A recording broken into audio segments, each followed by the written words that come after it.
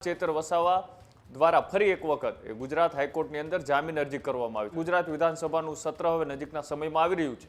આ વિધાનસભાના સત્રની અંદર પોતાના મત વિસ્તારના પ્રશ્ન સરકાર સુધી પહોંચાડવા માટે કેટલીક યોજનાઓનો લાભ પોતાના વિસ્તારની અંદર લોકોને મળી રહે તે માટે આ તમામ મુદ્દાઓને લઈ તેઓ વિધાનસભાની અંદર હાજરી આપી શકે તે માટે તેઓએ 15 દિવસના પેરોલ જામીન છે તે માગ્યા છે। ધારાસભ્ય પદ ઉપર અત્યારે તે યથાવત છે, એટલા માટે જ્યારે વિધાનસભાનું સત્ર છે અને તેમાં હાજરી આપવા માટેની તેઓએ પેરોલ જામીનની માંગ કરી છે। તેમાં કદાચ ચેતર વસાવાને જામીન મળી જાય, પણ જે 15 દિવસની માંગ કરવામાં આવી છે આ 15 દિવસની જગ્યાએ કદાચ 2 કે 3 દિવસના જામીન આપવામાં આવે, કેમ કે 2025ની અંદર પણ તેઓને 3 દિવસના પેરોલ જામીન આપવામાં આવ્યા હતા। ચૈતર વસાવાએ હાઈકોર્ટના દ્વાર ખખડાવ્યા છે। ધારાસભ્ય ચૈતર વસાવાની વધુ એક હાઈકોર્ટમાં અરજી, 15 દિવસના પેરોલ માટે હાઈકોર્ટમાં દાદ માંગી છે।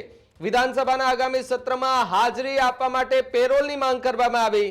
ધારાસભ્ય તરીકેની ફરજ બજાવવા પેરોલની માંગણી કરાઈ।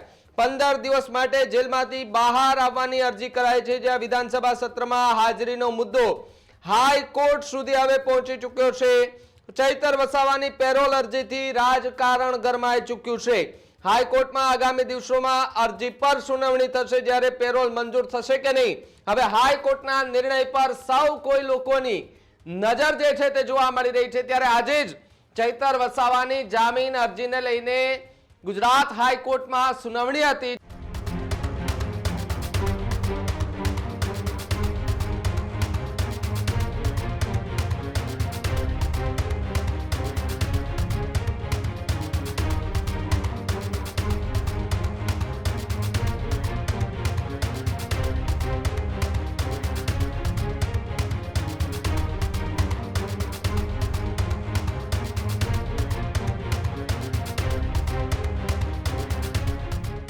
જો કે ત્રીજી વખત આ સુનાવણી થઈ, ત્રીજી વખત જામીન અરજી જે છે તે નામંજૂર થઈ અને 2 અરજી જે મૂકવામાં આવી હતી તેને પણ હાઈકોર્ટે ફગાવી દેતા ચૈતર વસાવાની મુશ્કેલીમાં લગાતાર જે છે તે વધારો થતો પણ જોવા મળી રહ્યો છે। હવે જે 3 લોકો ઉપર જે 3 લોકો જેલમાં હતા એમાંથી એકને જામીન મળી ચૂક્યા છે। હવે 2 લોકો એટલે કે ચૈતર વસાવા અને એમના પીએ આ બંનેની મુશ્કેલીમાં જે છે તે વધારો જોવા મળી રહ્યો છે। વધુ માહિતી માટે કૃણાલ જોડાયા છે। કૃણાલ, ચૈતર વસાવાએ ફરી એકવાર હાઈકોર્ટના દ્વાર ખખડાવ્યા છે અને આગામી વિધાનસભાના સત્રમાં હાજરી આપવા માટે પેરોલની માંગણી કરી છે।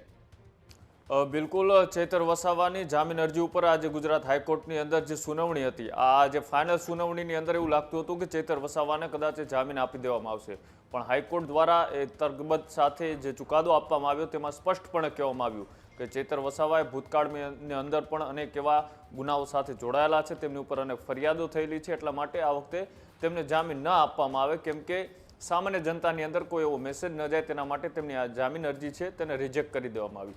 અને ત્યારબાદ ચૈતર વસાવા દ્વારા ફરી એક વખત ગુજરાત હાઈકોર્ટની અંદર જામીન અરજી કરવામાં આવી છે। આ જામીન અરજી એ કાયમી જામીન અરજી નથી કરવામાં આવી, આ જામીન અરજી એક શરતી જામીન અરજી કરવામાં આવી છે, કેમ કે તેઓ ધારાસભ્ય છે, પોતાના મત વિસ્તારનું એ પ્રતિનિધિત્વ કરી રહ્યા છે અને જ્યારે ગુજરાત વિધાનસભાનું સત્ર હવે નજીકના સમયમાં આવી રહ્યું છે, આ વિધાનસભાના સત્રની અંદર પોતાના મત વિસ્તારના પ્રશ્ન એ સરકાર સુધી પહોંચાડવા માટે કેટલીક યોજનાઓનો લાભ એ પોતાના વિસ્તારની અંદર લોકોને મળી રહે તે માટે આ તમામ મુદ્દાઓને લઈ તેઓ વિધાનસભાની અંદર હાજરી આપી શકે તે માટે તેઓએ 15 દિવસના પેરોલ જામીન છે તે માગ્યા છે। અત્યારે જે રીતની તેમને જામીન અરજી કરી છે આ પહેલી વખત નથી।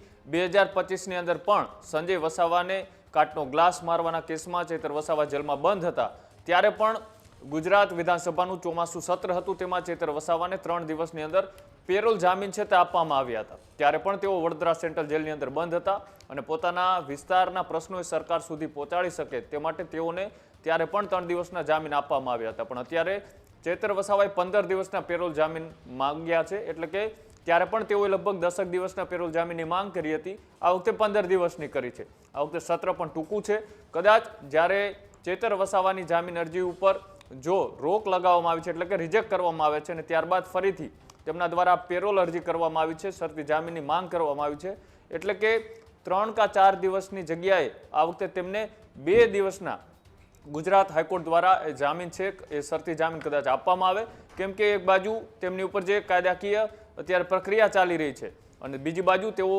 ડેડિયાપાડાના આમ આદમી પાર્ટીના ધારાસભ્ય છે, એટલે કે ધારાસભ્ય હોવાના નાતે કદાચ ગુજરાત હાઈકોર્ટમાંથી ચેતર વસાવાને ભલે પહેલી જામીન અરજી જે તેમના કેસ ઉપર કરવામાં આવી હતી તે નામંજૂર કરવામાં આવી, પણ ધારાસભ્ય પદ ઉપર અત્યારે તે યથાવત છે. એટલા માટે જ્યારે વિધાનસભાનું સત્ર છે અને તેમાં હાજરી આપવા માટેની તેઓએ પેરોલ જામીનની માંગ કરી છે, તેમાં કદાચ ચેતર વસાવાને જામીન મળી જાય. પણ જે 15 દિવસની માંગ કરવામાં આવી છે, આ 15 દિવસની જગ્યાએ કદાચ 2 કે 3 દિવસના જામીન આપવામાં આવે, કેમ કે 2025ની અંદર પણ તેઓને 3 દિવસના પેરોલ જામીન આપવામાં આવ્યા હતા.